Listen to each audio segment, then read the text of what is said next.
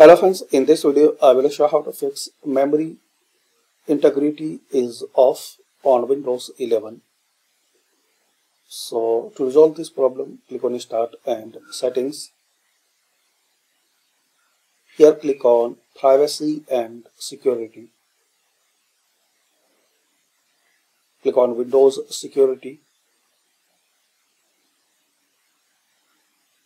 And here click on Device Security.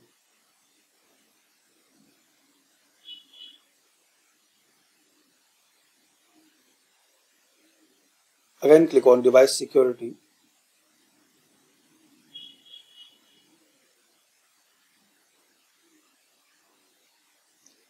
Now here guys, you will see Core Isolation underneath Device Security. I have not that option, but hopefully you have that option underneath Device Security, Core Isolation. So click on Core Isolation and there you will see the option to enable or disable memory integrity. So just slide on or off memory integrity to enable or disable.